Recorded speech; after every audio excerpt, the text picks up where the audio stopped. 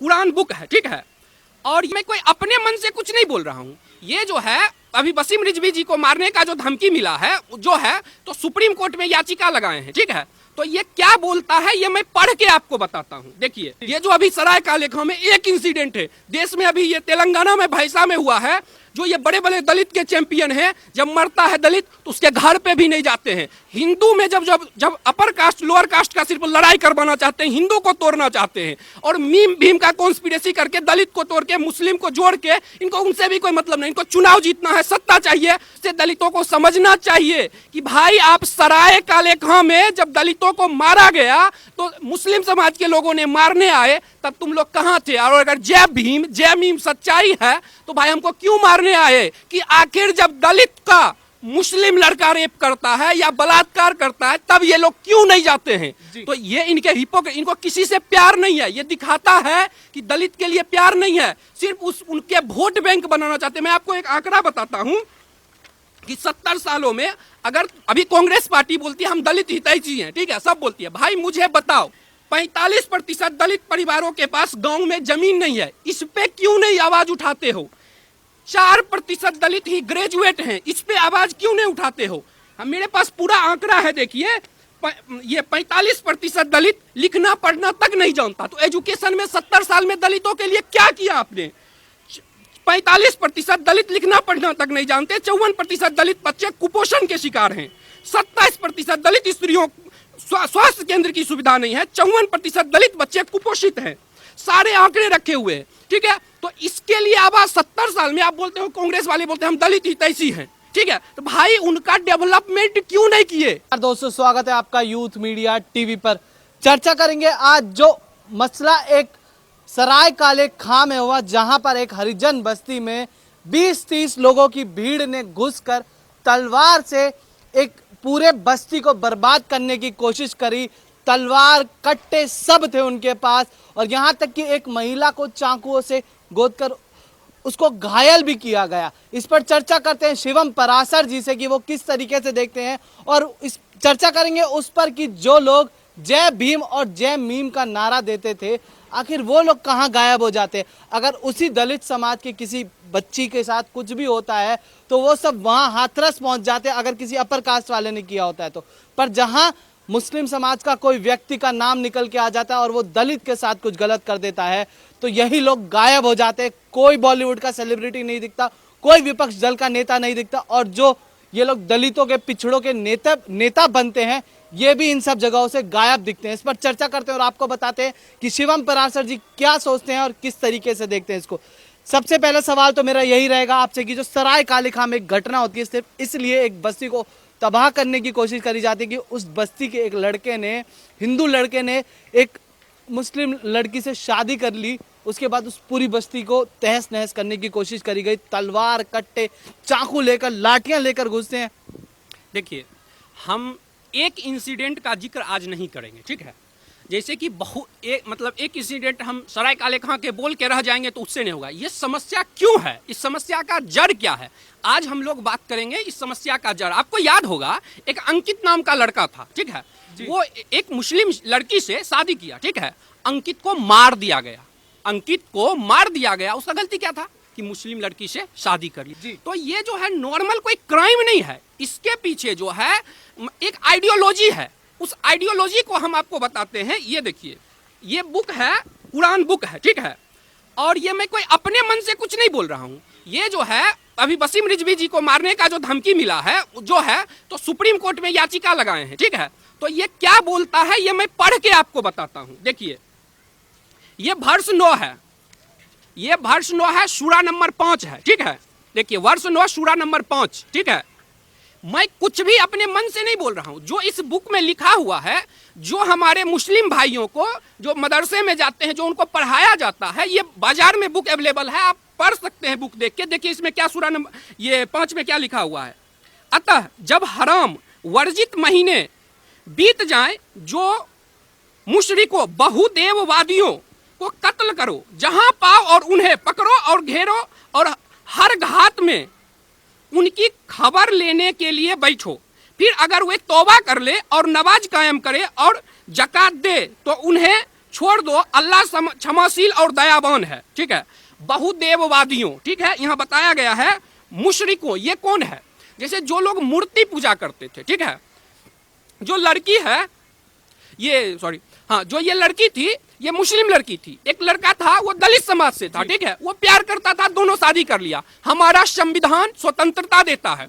अब ये देखिए कि जो लोग दलित मुस्लिम एकता करते हैं, भीम आर्मी जो रावण है, अभी टाइम्स में उसका फोटो आया है, वो जो है वो इस इंसिडेंट पे चुप्पी साध लिया है। कोई भी, अभी आसिफ को 2 थप्पड़ मारा, 4 थप्पड़ मारा, ठीक है, मारना गलत है, किसी को मारना नहीं चाहिए भाई, संविधान से देश चलता है, ठीक है। लेकिन जब आप जो है उसके लिए स्वरा भास्कर ट्वीट कर रही है, सॉरी आसिफ, सब पूरा मीडिया हंगामा मचा रहा है कि आसिफ को मारा गया। वहां का जो एमएलए है वो मुस्लिम एमएलए है, वो बोला कि हम मंदिर में घुस जाएंगे, हम बोर्ड हटा देंगे, हम नमाज पढ़ेंगे, वो धमकी दिया, पूरा हंगामा हुआ।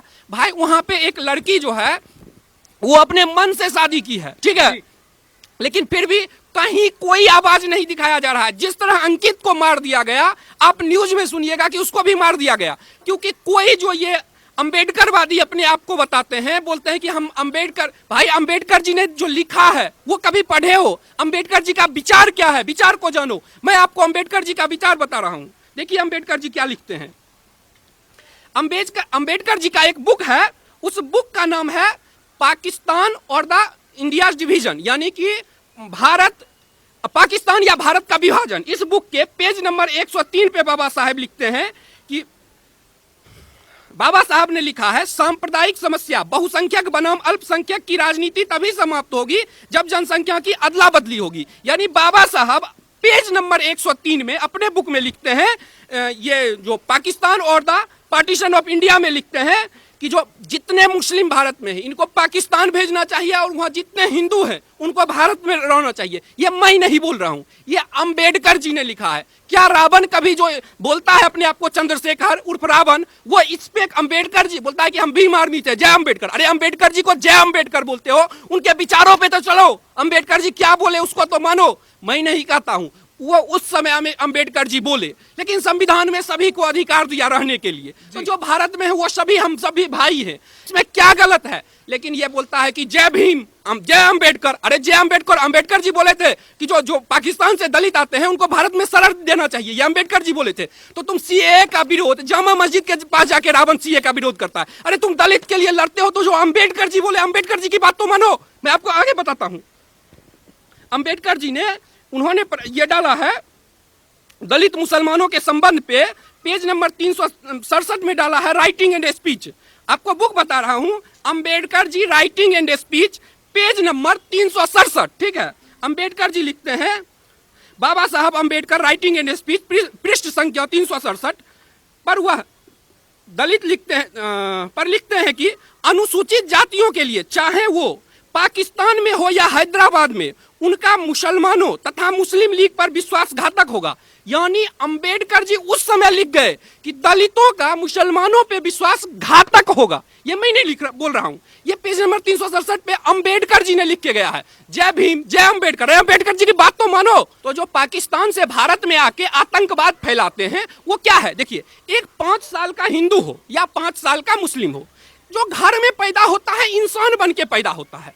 हमें जो सिखाया जाता है, हम लोग सोसाइटी में देखे कि छुआछूत हो रहा है, हम लोग जो है उसको मानने लगे। लेकिन जब ज्ञान हुआ कि भाई जब सभी एक ही ईश्वर से आए हैं, जब सभी एक ईश्वर से निकले हैं, तो इसमें सब भाई हुए। लेकिन अब जो दिमाग, अगर मैं छोटा हूं, मेरे दिमाग में भर दिया जाए कि मूर्ति पूजा करना अपराध है, जो मूर्ति पूजा करेगा उसे अगर मार दोगे तुमको जन्नत मिलेगा, ऊपर वाले खुश होंगे, तुमको 72 हूर मिलेगा। अगर बचपन से मेरी मानसिकता में ये भरा जाए तो हम उसमें विश्वास कर लेंगे। तो यही आतंकवाद का जड़ है कि जो मूर्ति पूजा करता है वो काफिर है, और काफिर को मार दोगे तुमको जन्नत मिलेगा, 72 हूर मिलेगा।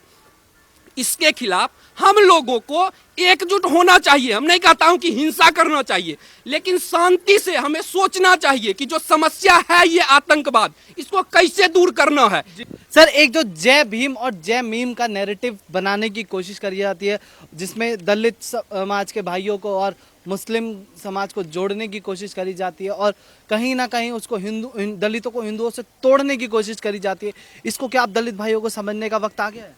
देखिए, हम आपको बताता हूं, दलित मुस्लिम एकता, ठीक है, अगर भाई ये कहो ना कि भाई भाई में एकता हो, ब्राह्मण मुस्लिम एकता हो, ब्राह्मण दलित हो, भूमिहार हो, कायस्थ हो, कोई भी हो, नाई हो, धोबी हो, कोई भी, सबको एकजुट करो। लेकिन जब तुम ये करोगे कि हिंदू से दलित को तोड़ दोगे और मुस्लिम को, दोनों को मिला के तुम सत्ता पाना चाहोगे, तो ये गलत है। आप जो है सबकी एकता की बात करो, लेकिन आप दलितों को हिंदू से तोड़ना चाहते हो। सर एक चीज और है कि जो कुछ मीडिया हाउसेस बैठे हुए हैं इस जगह आज की डेट में, वो लोग आसिफ के पास पहुंच गए, उसका घर जाके उसका इंटरव्यू लेकर आए। हालांकि एक दिन पहले एक जगह फोटो लीक होती है जिसमें चंद्रशेखर रावण मिलते हैं, उनके सर पे चोट नहीं होती आसिफ के सर पे, और अगले दिन उसके सर पे पट्टी बंधी होती है जब अलका लामा मिलने जाती है।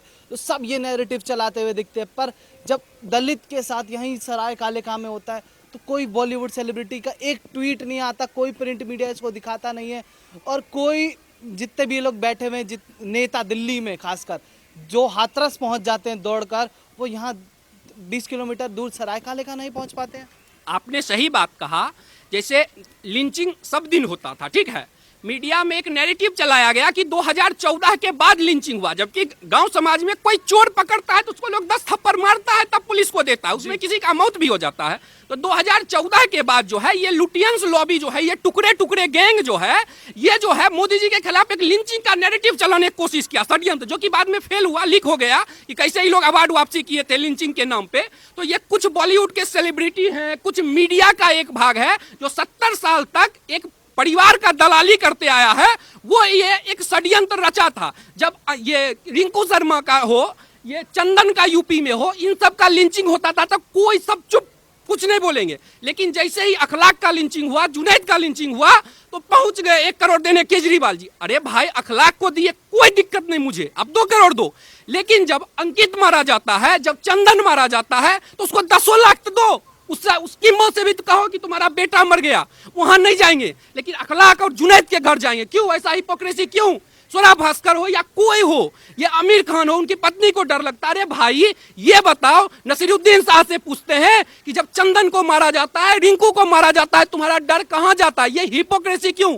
हर भारतीय है, जुनैद मरे, अंकित मरे, दोनों में तकलीफ होता है, लेकिन तब बुरा लगता है जब जुनैद के घर पे भीड़ लग जाता है। पाकिस्तान में विरोध होता है, लंदन में विरोध होता है, जनता मंतर पे नोट इन माय नेम का कैंपेन चलता है। लेकिन वहीं जब रिंकू शर्मा मरता है तो सब चुप्पी साध लेते हैं, चाहे वो बॉलीवुड का लॉबी हो, चाहे वो मीडिया का लॉबी हो। ये सारे हिपोक्रेसी एक्सपोज है, और जनता जो है ना धीरे धीरे पॉलिटिकली अवेयर हो रही है, और हम लोग को और अवेयर करना है। जब जनता पॉलिटिकली अवेयर हो जाएगी तो सारे प्रॉब्लम का सॉल्यूशन हो जाएगा।